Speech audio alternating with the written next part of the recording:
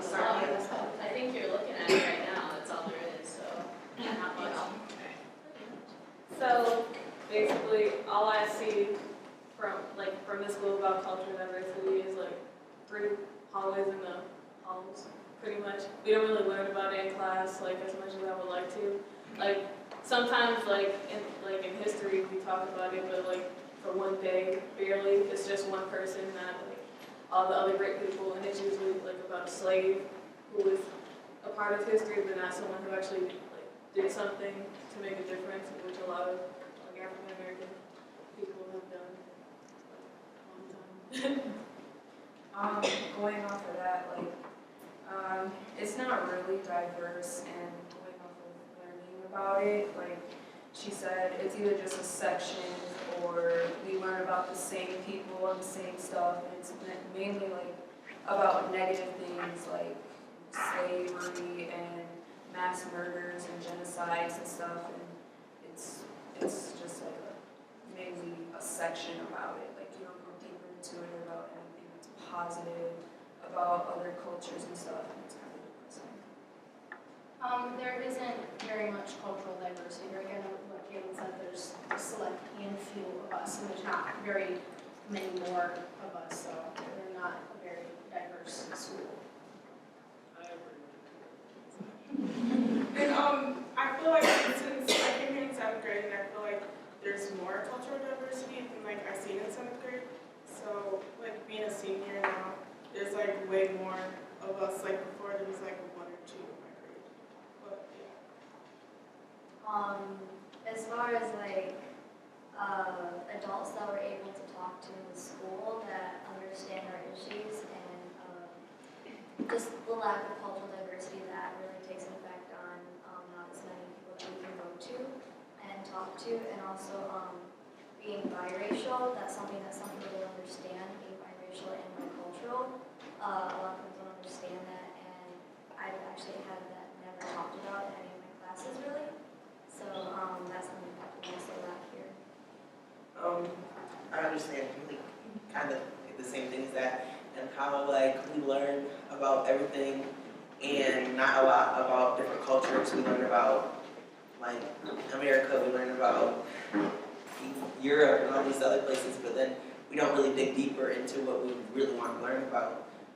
We all pretty much understand that there's curriculum and there's books and but I mean, taking February as a Black History Month, we really don't learn about a lot unless we look in the halls and see the pictures and read the things. Not a lot of people does that. Like,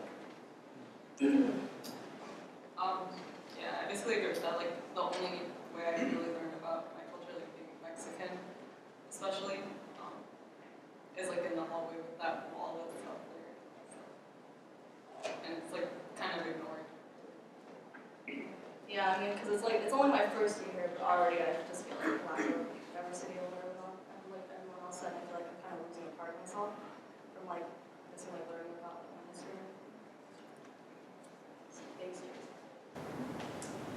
Mine go. So I'm also biracial and I'm very white passing. So many of you when I was here, you didn't even know I was black.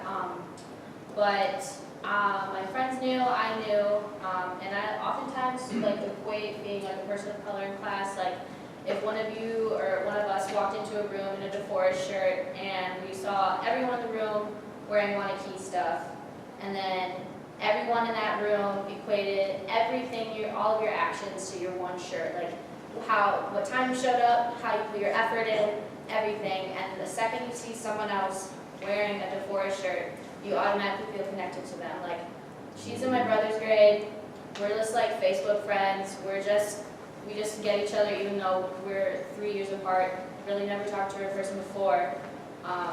So it's just kind of, it's not the best because you feel like you're the only one, and then if you see one other person, then you feel like you have like an obligation to be with them because you don't see yourself and anyone else in the school besides this panel.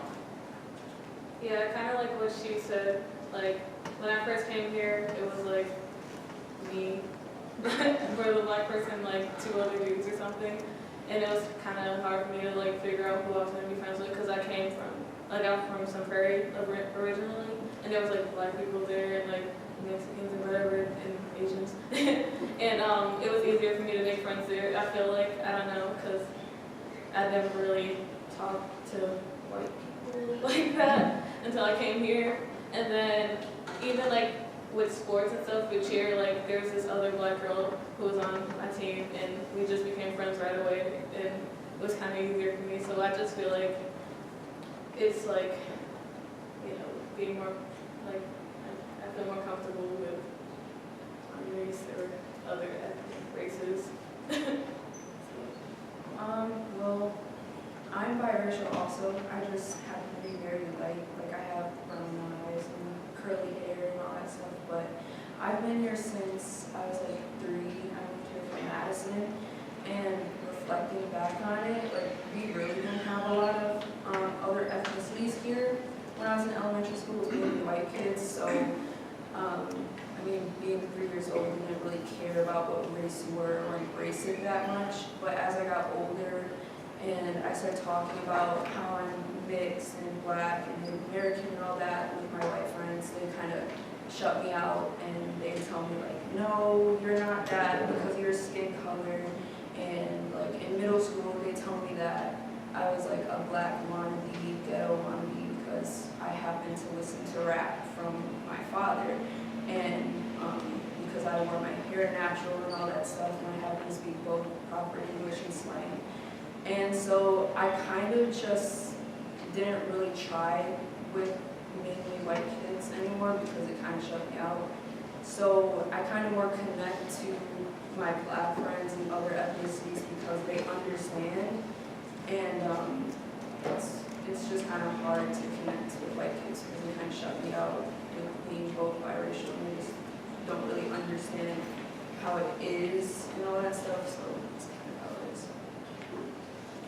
I can't ever say that I have felt like left out because I look white and not, you know, darker. So people, you know, usually assume I'm white, but I definitely feel left out because I know that I'm Hispanic and, you know, they're white. You know, it's unfortunate that, you know, they feel they have to be friends with the other black kids, or I can only be friends with the 3 Hispanic kids down there. It's unfortunate, and that's learned from somewhere because, you know, you see the cliques in the school hanging together, and so you're like, oh, well, coming from my first year being here, you're like, oh, they're all hanging with their white teachers, so now I have to hang out with the white girls, or I have to act a certain way because I look lighter. I guess it's just, again, it's unfortunate that we feel a certain way only because we look different on the outside. It should, you know, we should make friends based on what's in here or what's in here, not because she's 3 shades darker than I am. I guess that makes sense. So when I first came here in 7th grade, I had to sit at lunch by myself because none of the kids wanted to talk to me. And the first person that showed me a friendly smile happened to be a Mexican guy. That actually kind of, like, that hurts. Like, it's just crazy. Like, that really does hurt you inside to be like, I'm sorry.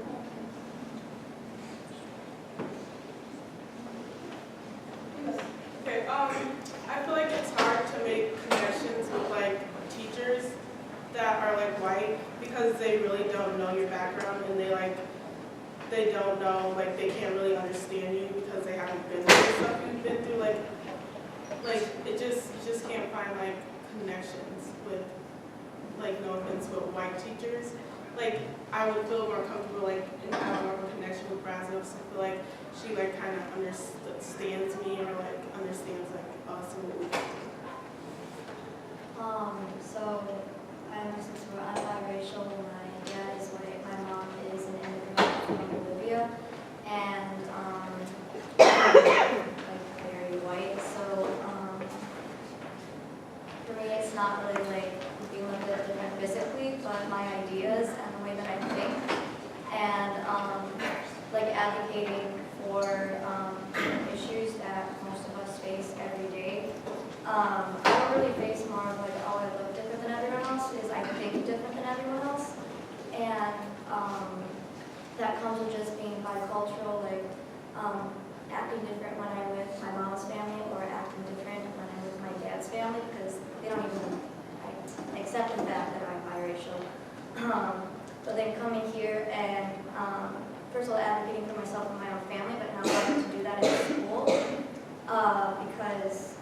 teachers and other students don't understand of thinking differently and feeling differently, more sensitive towards certain topics, which is really advocating for your own ideas and making sure that you're heard in a group where everyone else's ideas and opinions are different than yours based on who you are as a person. Where do I start?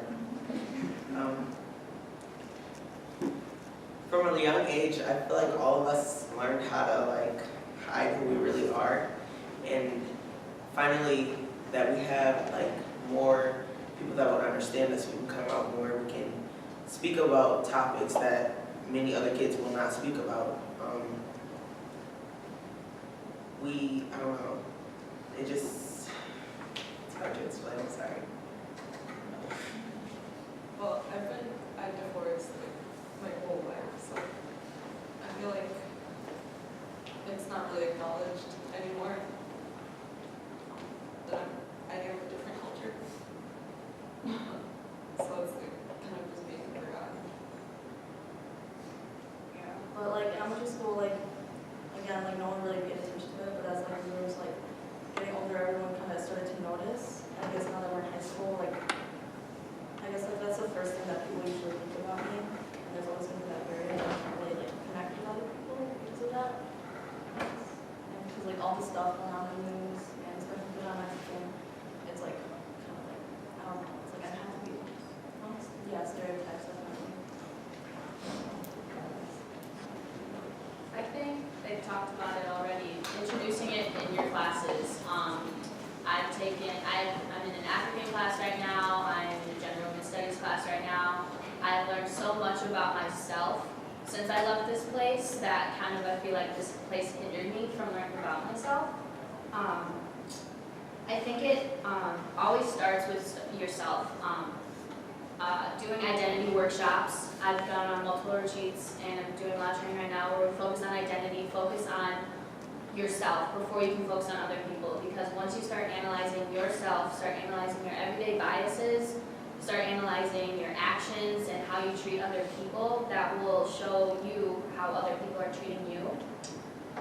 I also think that you should talk with each other.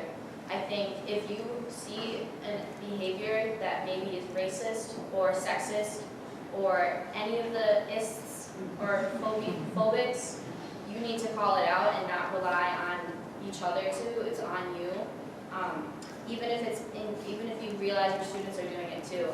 I never got that much racism growing up, but there were definitely a lot of microaggressions. And I think figuring out what those microaggressions are, whether it's kids putting things in your hair, whether it's people equating my jumping skills to my race, just being able to identify those microaggressions that are said towards us, even if the student doesn't see it as racist, if you can help identify that it's racist, because it'll come back to haunt us. The little things do add up. So I think it starts with definitely yourself and your education. Yeah, definitely education, like adding more like things about cultures in classes. Cause like I feel like at this school they kind of think just like German and Spanish and French, whatever. Like those should teach you enough about different cultures, but there's more to like that than just learning a language. Going for both education and ignoring, like personally for me, I just get tired of learning about slavery every single year in history and learning about the same people every single year because, like for example, in one of my history classes, they asked who Nat Turner was, and I was the only kid who raised my hand, and no one knew who he was. And it feels like we've been learning about this person, we've been learning about this topic since like the 4th grade, and it seems like nobody cares.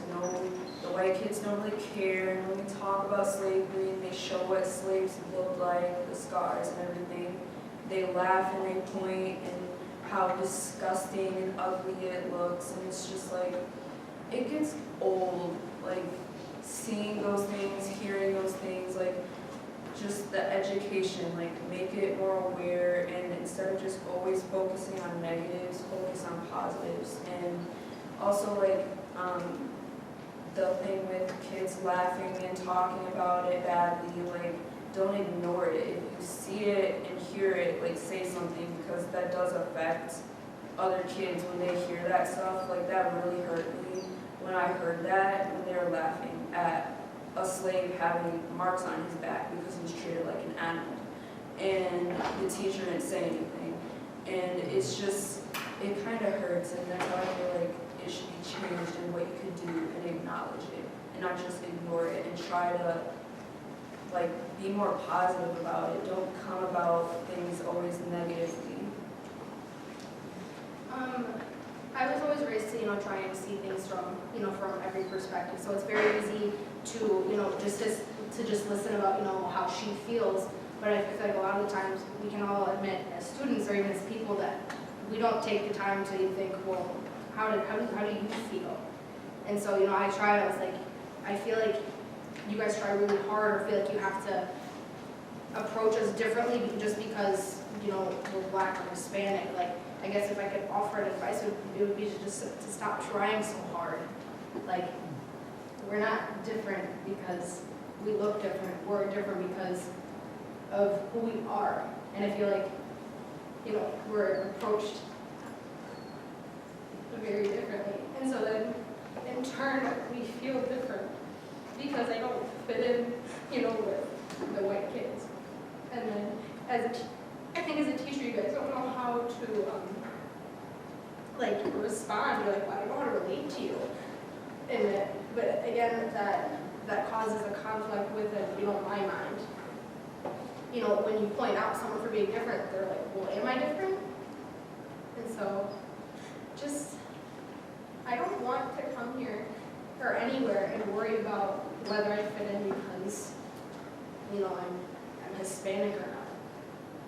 I just want to go places and not have to worry about it because racism is such like a stupid thing to me. Like, why does it matter? But then again, we're taught that it doesn't, and that's extremely unfortunate. I think you guys can help by trying to make real connections with the students in the class. Like if there's an African American student, and they're the only one in the class, try to go over to them and talk to them like they're regular people. Don't call them out. When you see them doing something, try to go over there and talk to them calmly, you talk to another white student, or yeah. This is just kind of an example that happened last year. When we read To Kill a Mockingbird in our English classes, we do a lot of work with white privilege, and a lot of our lessons are spent just on that topic. And I think a lot of our lessons are directed towards just white majority students, and then having to fill out a sheet about what my white privileges are in that class. And then when I raised my hand and I said that I can't identify with all these white privilege statements, and then the teacher telling me, oh, well, this is for everyone else in the class. That's not okay.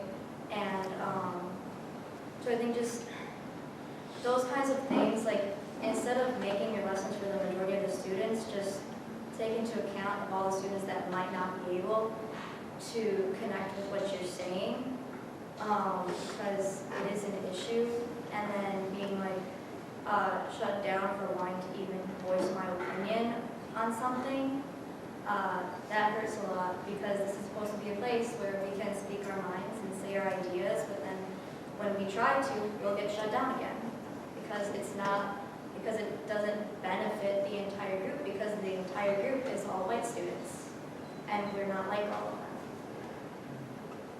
them. I don't know, you guys are pretty good. I wasn't trying to make you guys feel bad. But, I'm happy that we have teachers like you guys. It's just easier to relate to Brazil, because she grew up like us, and she grew up knowing that how we feel about this and the struggle about it, and how much we want to succeed, because we are all shot down by stereotypes, as you might know. know that some people may say we're not going to college, but I'm pretty sure a lot of us want to. I mean, pretty sure Jackie wants to get a 4.0. I know.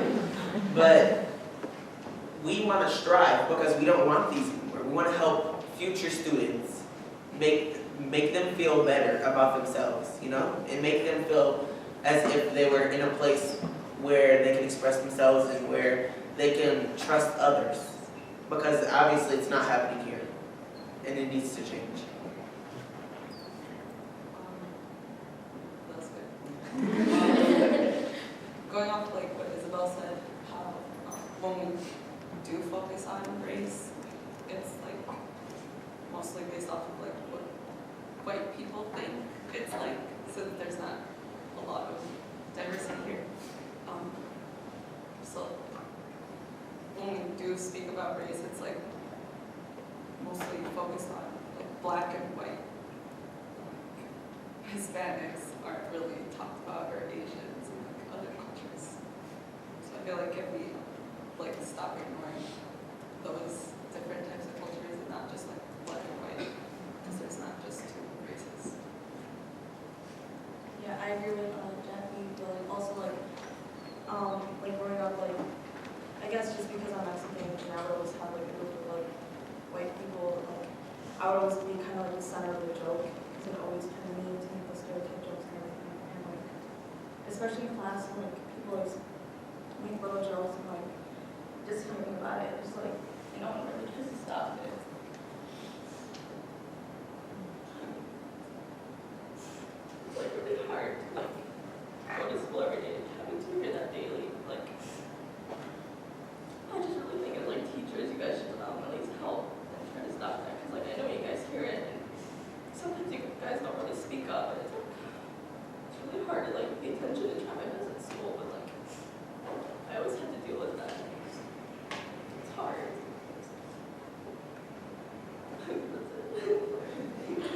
Or like confront somebody about it directly when it's made at you. Like somebody will say like, oh, like we'll be talking about something and all of a sudden there'll be like a black joke thrown in there, and I'm like, where, like, what was the point of that? Or they'll think it's like funny, like I'm gonna laugh with them. Like I like say like it's not funny, but I don't know what, like who they've been around, but they always think I'm joking. Like I don't know what black person they told that joke to, where they thought it was just funny. Like I tell them when they just think I'm like, oh, she's joking, she's not actually mad. And then they want to apologize, like, I know you somewhat meant that if you had the nerve to say it to my face, like seriously, like it gets annoying, like, and then like, it happens all the time too, not like, it's almost like, I don't, like, what am I supposed to do, like, you're gonna keep doing it, like, what else am I gonna say to you, like, I already told you to stop, like, so like, teachers, like, if you do hear it, like they said, like, you say something to them, maybe it'll get them to stop instead of me telling them to stop only. I don't know. To say something, you want to say something? Go ahead.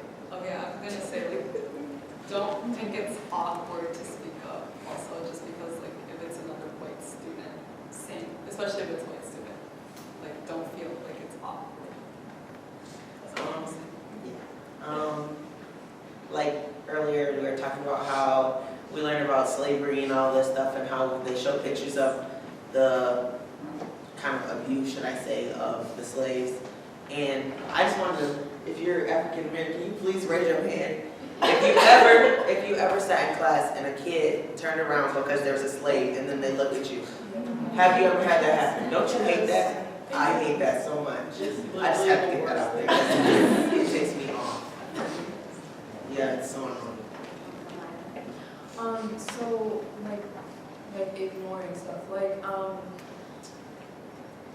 I find this a problem in my history classes, like because I'm mixed with a lot of things, and so a lot of my races are talked about in class and my ethnicities, and like I try to like engage the conversation, because I'm always like pretty much in my classes, I'm always like the only black kid or mixed kid in my class. And so when things get talked about like that, I'm the only kid who ever wants to engage the conversation. And I feel like my teachers will just kind of be like, well, I don't really know what to say, and just kind of dismiss the conversation. And it's like, well, I want to talk about it, and maybe these kids don't really care what I do, and at some point it does matter. Like, these kids should care, like they're in class for a reason. If I want to talk about my own race and be able to address issues, I should be able to without my teacher dismissing it. Like, one time we were talking about Native Americans, and my teacher was telling me how they would be called savages because of, you know, the war and all that stuff. And I asked, I was like, well, why would they call Native Americans savages for killing people, but for centuries white people have been murdering millions of people? And he was just like, well, I don't really know what to tell you, and just kind of dismissed the conversation.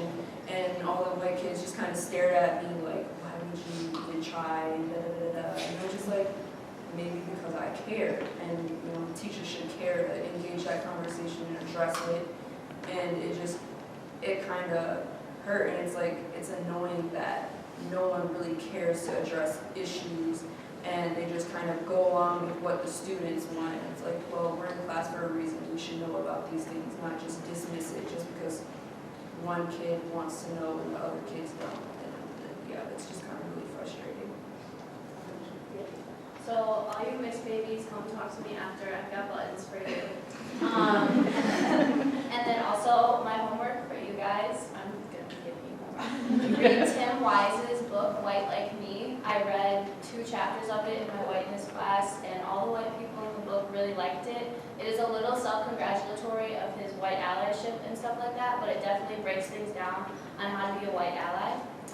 And also, the whole reason why I got involved in this was because my classmates that I graduated with are very, very insensitive to a lot of these issues. And I kind of got pushed off my edge and spammed 40 different alumni and current students with like a message saying, what are your experiences? I want to document these and take them somewhere. So I wrote them down, and they shared it with me. They like, some of these people I didn't even know, and they told me how they like were treated here.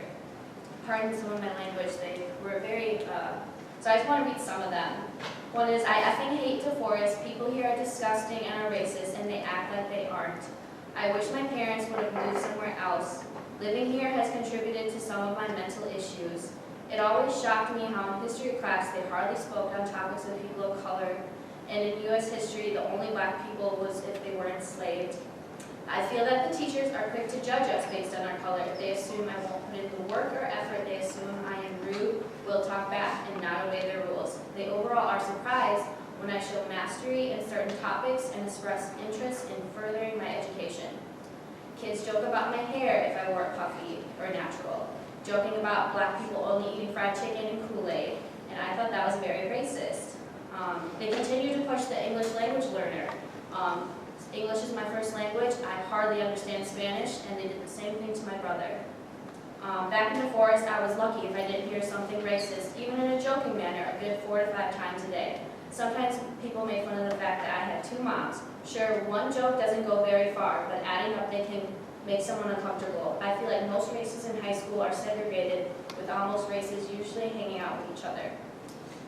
Teachers don't usually address my cultural issues, I feel like, at all.